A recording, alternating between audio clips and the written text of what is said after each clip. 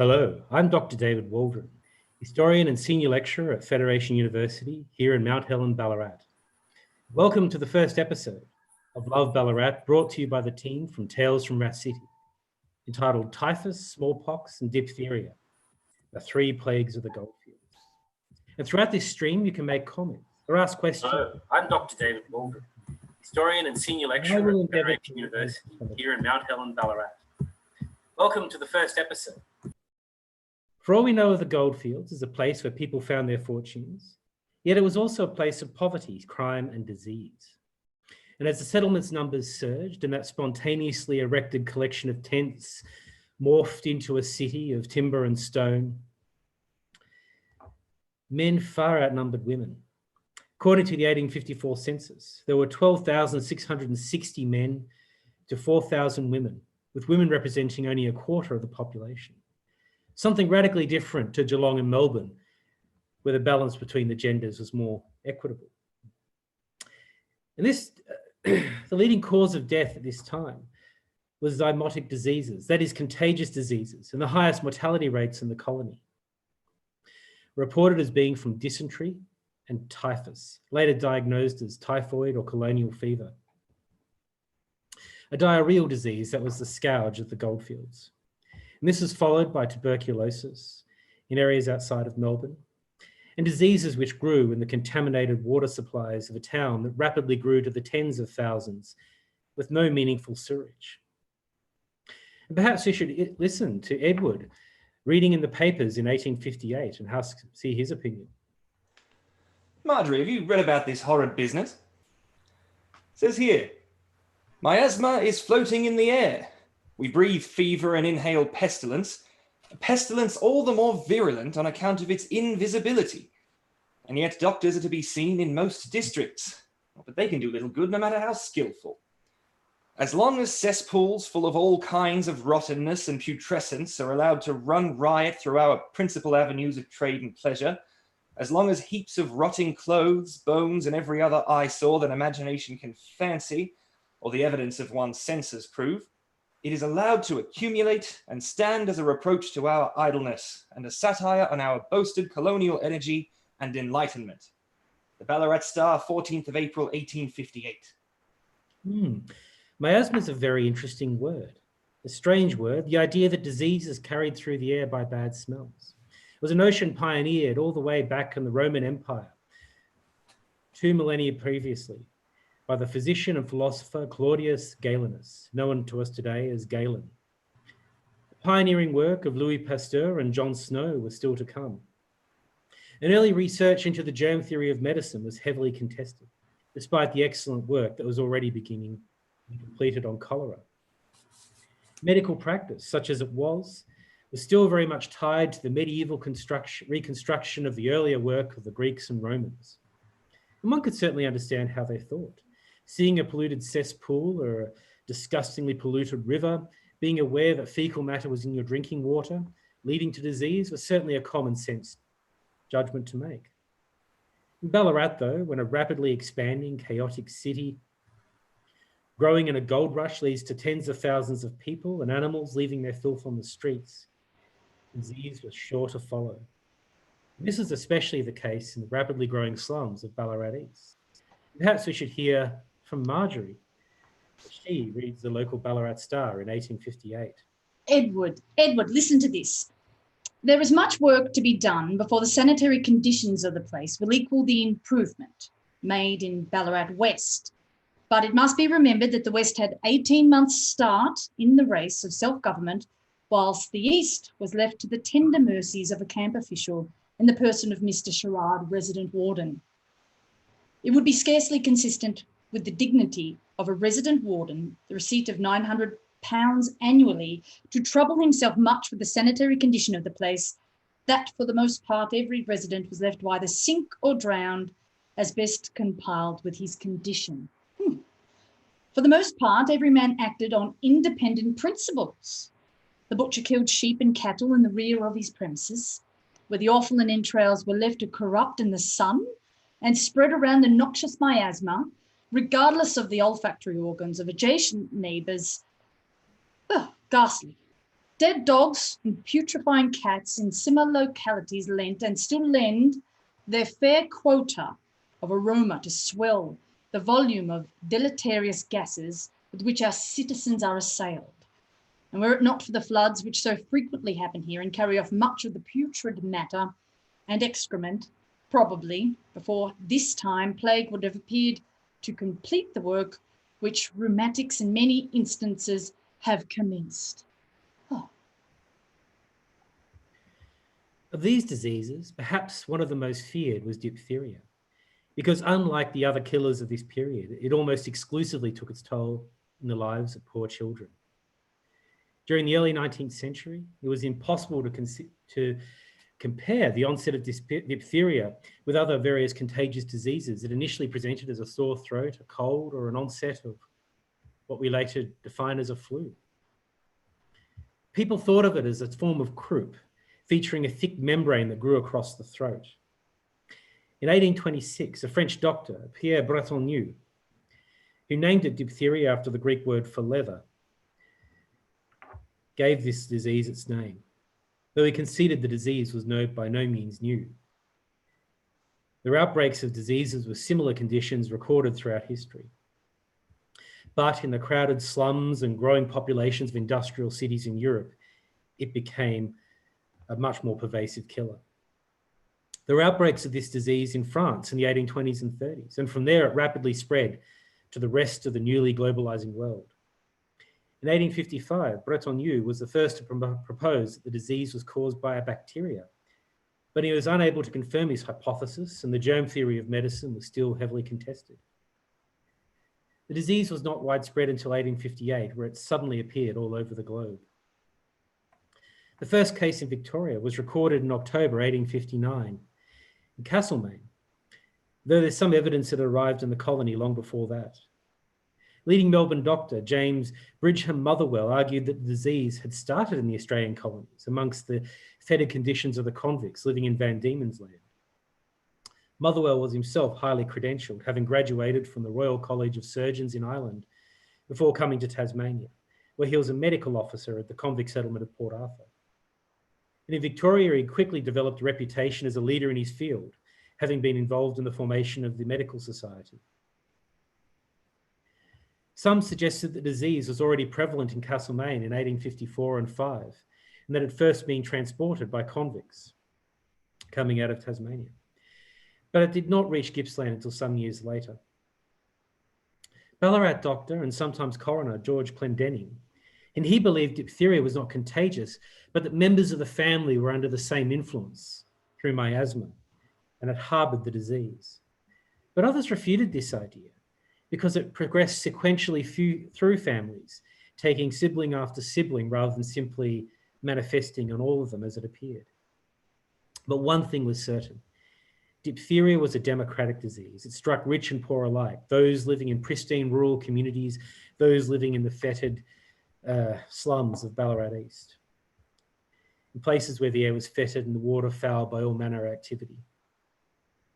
Yet almost exclusively it affected children under the age of 10. And it was particularly devastating in children between the ages of 1 and 5, with over 60% of diphtheria cases in Melbourne coming from this age group. And the rate started to drop by the 1870s, but would remain high until the 1920s, when trials of the first thoroughly successful antitoxins began. But those, even if they survived this disease, they required long convalescence and had persisting disabilities. They're also susceptible to a range of other endemic diseases, which affected their heart and kidneys and sometimes resulted in paralysis. The first trace of the disease was simply a sore throat, followed by a whitish leathery membrane that would begin to grow across the throat. It would spread to the larynx, the soft palate, the larynx and trachea, and death would often occur within 3 to 4 days. And because children were the most common victims, it was considered best treated in the home. So many families lost their children to diphtheria, with tragedy after tragedy engulfing the Goldfields. And of these, perhaps the most notorious case, along with the Blee family, the Nasmyth and the Bowens, was that of the poor Longmore family at Learmonth. Let us see what Edward thinks about this as he reads the paper. I'm just now reading of the terrible fate of that Longmore family. It says here, a case of extraordinary mortality has occurred at Lake Learmonth in the family of a Mr. Joseph Longmore. 6 children have already died. We learn from the Ballarat Star that the 7th child is in a very precarious state, and Mr. Longmore himself is so exhausted and insensible that the prospect of his recovery is very small indeed. The disease which has swept away 6/8 of a fine family is diphtheria, and one of the medical men, Mr. Curry of Creswick, considers the fatality of the numerous cases was owing to some local cause. The age, Melbourne, 10th of July, 1860. Good Lord, Marjorie, you made it a kerchief for this one. Very sad. Yes, I will take that kerchief. Here's another. Dear Sir, I have to report to you this morning death of Joseph Longmore of Learmonth from premature childbirth, brought on, as it is supposed, by excess of trouble. Her husband, Mr. Joseph Longmore, has been confined to his bed more or less for some 2 months with liver complaint, during which time, in 7 weeks, he has lost 7 of his children. Oh, goodness. And last week, which is the 8th, has resulted in death of the mother. And I don't see a shadow of a chance of his restoration to health. The oldest son, which was considered the most delicate of the family, is the only one that has survived, having overcome the diphtheria or diseased throat with which the others have died. Oh, P.S. I was in the sick room with Mr. and Mrs. Longmore on Monday and Tuesday last. They were sensible but in great pain. Their son is at school at Creswick. Geelong Advertiser, 23rd of July, 1860. There's more here as well. The shocking case of mortality in the family at Lake Learmonth, to which allusion has been so often made of late, has received yet another addition to its sadness. Mr. Longmore died on Friday afternoon, on the same day on which his wife, who had been near her confinement at the time of her death, was buried. Thus, out of a family of 10, all of whom were a few weeks ago in the enjoyment of good health, 7 children and their parents have been taken away within a very short time. There now remains but one little boy, who is now staying with Mr. and Mrs. Stevenson in Creswick. The Creswick Advertiser, 30th of July, 1860. As with much of the medical advice of this period, the cause of death was placed on miasma. But this was a charge that was angrily challenged by the Longmores' friends and family. Let's see what people had to say in Ballarat. I attribute the great mortality in the late Mr. Longmore's family first to a cesspool, 5 or 6 feet deep and some 7 or 8 feet square, about 2 yards from the kitchen door, and which I and Dr. Curry caused to be filled up immediately. Good. The yard was full of stagnant water, and fowls had free access under the house, which is in a relatively low position. The malaria arising from these nuisances was the great exciting cause, and hence the fatality of the disease in the family. The effluvium in the house itself, but more particularly from the small bedroom where the boy breathed his last, was beyond endurance. Dr. Curry and I had the rooms well ventilated, burnt pitch and tar, and used the chloride of soda, etc. I am Sir Henry Mount, MD Surgeon. Well, goodness. Another cup, perhaps? Yes, I will have another cup. There's a letter just here in response from a Francis Longmore. It reads, Sir, considering that the misfortunes of my late brother and family were not subjects for me to discuss through the public press, also knowing that the family had done everything in their power, however unsuccessfully, to avert the calamity that has crushed them, I allowed several injurious notices of the press to pass unanswered. But Dr. Mount has thought proper to make some statement, and I must write. The cesspool in question there is a round hole about 4 feet in diameter, which my brother originally intended should be a well for the use of the kitchen, but having afterwards altered his intentions, determined to fill it up before the wet weather set in, but he was prevented by sickness. At the time he lay down on his bed, and for some time after it was perfectly clean, but after that the servants threw feathers and bones into it, and about 2 days before Dr. Mount came to the house, a washerwoman who had come to the house for the first time threw dirty suds into it. I was the individual who drew attention. Mrs. Longmore was communicated with and perceived the above particulars. To satisfy myself, I lay down on the side and hung my head over it for some time, but could not detect any evil smell. I told Dr. Mount so at the time. Consequently, his statement regarding the cesspool must be a malicious misstatement. He says the yard was full of stagnant water, but while there is a hollow where water was lying and the ducks dabbled in it, from actual measurement I find it 30 feet beyond the dairy. He says fowls had free access under the house, which is relatively in a very low position. Well, the only opening under the house is in a small flower garden to the south, which is paled in. Consequently, fowls had no access there. I sought as diligently as Dr. Mount for a local cause for the disease that swept away that family. I sent the servant under the house with strict injunctions to bring out anything, however small, that could cause a smell. He brought out 4 pieces of dry bone and stated that the place was perfectly sweet. Well, what does Dr. Mount mean by that vile smell? I have good authority for stating that he means pigs.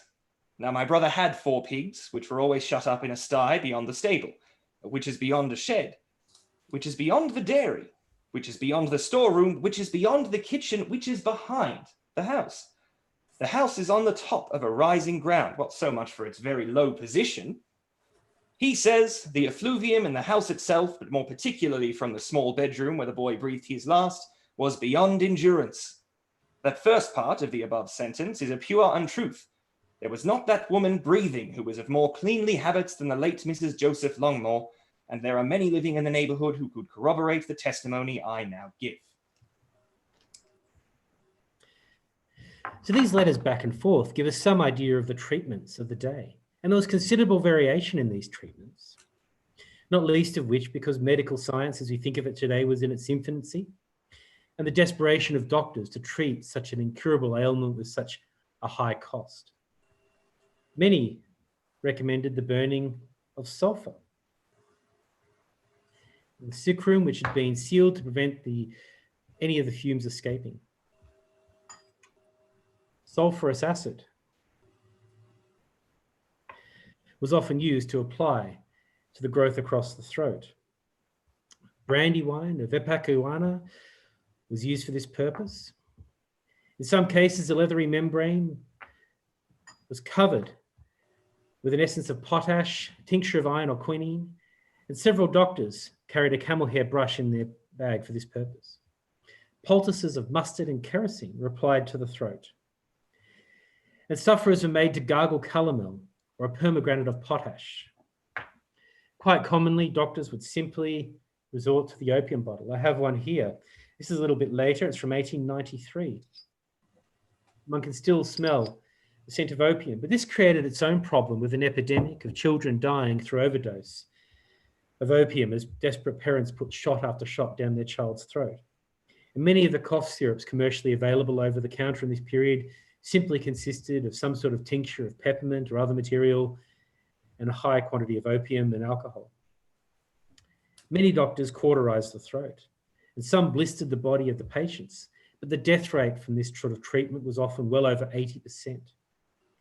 Many tried to peel away the membrane, leaving a raw breathing surface with a device such as this sharp edge that could be used to scrape the interior of the poor child's throat.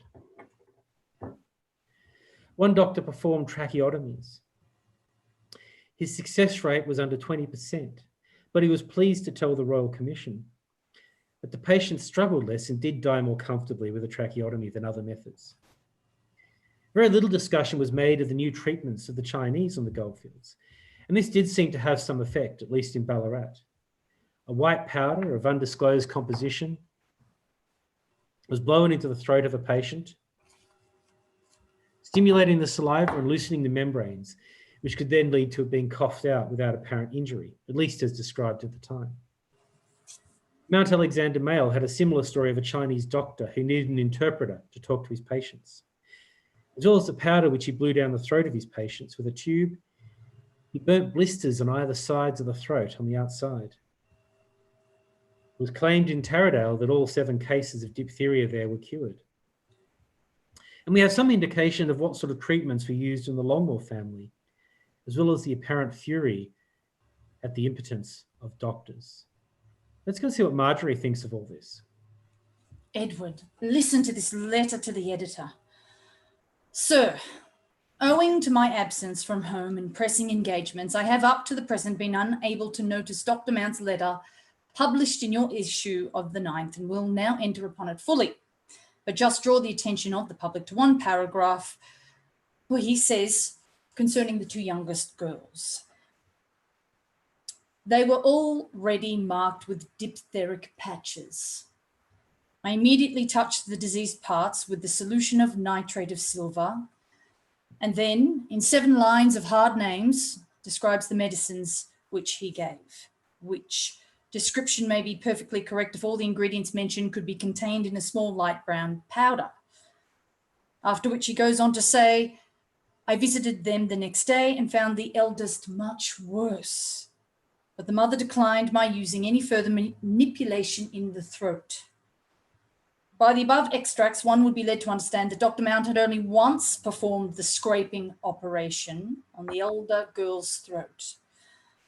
Now, sir, I assert and can prove that the girl above referred to was under Dr. Mount's exclusive charge from Monday morning until the afternoon of the Saturday following, when I stood between him and the dying and prevented another infliction of the spoon torture. I also assert that he scraped her throat every time he came to the house, and he came daily during that week. There are many other gross misrepresentations in his letter, but the above will suffice. And now, sir, I will drop the controversy, as I hold there is no profit either to myself or the public in contending with a man who shows such an utter disregard of truth. I am, sir, your obedient servant. There is another letter from Francis Longmore here. Now, sir, he says, I cannot tell what swept that family away. Only one. A sweet little girl, 3 years old, was under Dr. Mount's charge, and I can tell what sort of treatment she received. She had her neck blistered, had 2 leeches on, had from her mother, I think, 3 teaspoonfuls of castor oil at different stages, had occasionally a brown powder, I was told it was a pacuana, and had several times had a little calomel put on her tongue. I believe this was the whole medicine she received, and for aught I know, she may in this respect have received the most approved medical treatment. But I will now come to the mechanical portion of the treatment, and on that subject I can speak, as I held the patient almost every time Dr. Mount operated upon her. After opening her mouth to its utmost width, he thrust an instrument formed like a small spoon down her throat and commenced scraping in all directions vigorously, after which on several occasions he put pincers down the throat and plucked away raised pieces. The throat was then first sponged with a preparation of caustic, next with a brown-colored liquid which I was told was iodine, I think. Vomiting blood and phlegm was the invariable result of the scraping, and upon one occasion, the child got perfectly black in the face. Upon another, she vomited a quantity of clotted blood and an irregular piece of flesh which, if rolled up, would be quite as large as a common pea. It was shown to him the next time he came, and he said hum, ha, and then set to scraping her throat with the spoon. On his last visit to that lovely child, I stood between him and his patient, and about 6 times I said, you shall not touch her again. He is often insisting upon being allowed to dress her throat, meaning by that term, to scrape it. The child died about 4 hours after. I remained by the couch of the dying child until the scene closed, sometimes holding her up, sometimes laying her down, turning her, giving her drink, for she was very restless and seemed to suffer acutely. She had a sort of hoarse cough, and when it came, if I could not jerk her head away quickly, she spurted blood all over my face. If I turned her on one side, blood trickled from the corner of her mouth, and blood came from her nose. Finally, for the sake of the living, as the dead cannot now in any way be affected by the answer, I appeal to the medical profession, not of Ballarat only, but of Victoria, to answer my question. Was that child properly treated? By 1872, the death toll had reached over 6,300 children in Victoria. And a royal commission, the first of its kind, into the origins of a disease known as diphtheria was called. And this is the first in the world to inquire into a specific disease. But the report produced nothing that wasn't already known and was widely ridiculed in the Australian Medical Journal and The Lancet. By this period, though, the germ theory of medicine had started to become established in medical science, certainly in the colony of Australia. And new forms of study into what was to become antibiotics and bacteriology began to begin. In 1883, the bacteria causing diphtheria was identified by the scientists Edward Klebb and Frederick Loeffler. And by 1894, the first antitoxin therapies were beginning to become available, which drastically reduced the failure rate. But it was not until the late 1920s that a reliable vaccine was to be developed. And that concludes this evening. I would like to thank our sponsor, High Profit Media, for making tonight possible. I would like to thank our two actors, Shannon Nichols and Katrina Hill, for playing today. I'd like to invite you all again to join us next week for a second episode, The Robbery of the McIver Gold Escort, hosted by history enthusiast Shannon Nichols. We're also going to have a question and answer session about tonight's show. And please write your comments into YouTube and we will answer them as best we can. I'd also like to thank tonight the research of Dr. Jill Blee and Dr. Nicola Cossins of Federation University for their excellent research into the impact of diphtheria and other contagious diseases in the Goldfields of Victoria. Please help us promote this project by liking and sharing our page. And we are now open for your questions.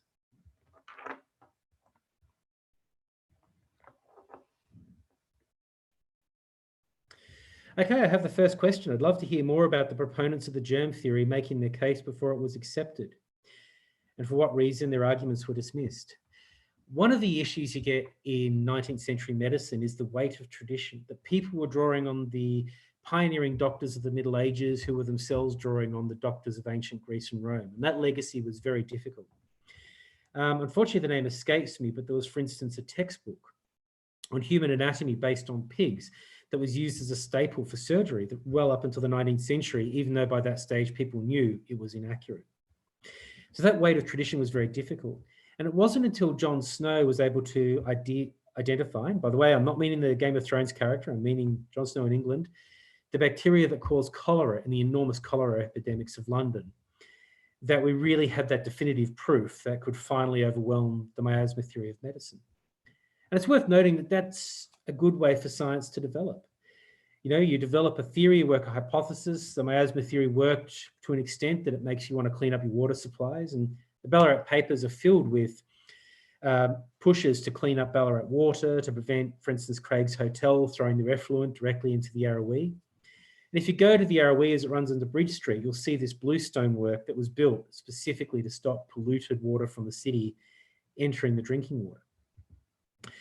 But nonetheless, it took a great deal of time and effort by hardworking scientists to overcome the theory of miasma and lead to the contemporary germ theory of medicine, and with it, the eventual development of antibiotics and, of course, vaccinations.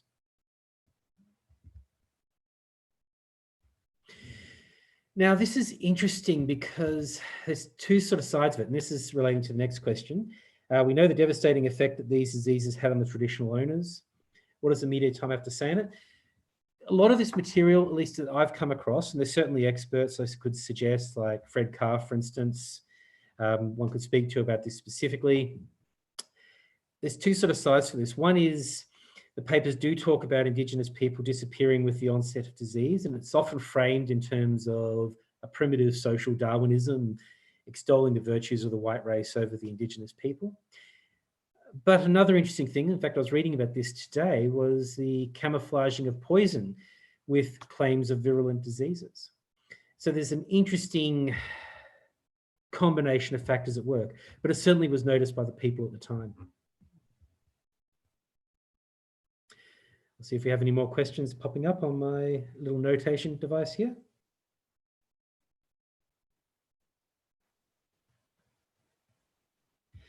Once again, for work on Indigenous people, I strongly suggest you look at the work of Dr. Ian Clark and Fred Carr. All right, so that seems to be concluding our questions for this evening, and thanks so much for listening. I hope you've enjoyed tonight. Next week, the McIver Gold Escort robbery, which should be a bit of fun drama and the activities of bushrangers, which I'm very much looking forward to seeing. Thank you very much, and good night.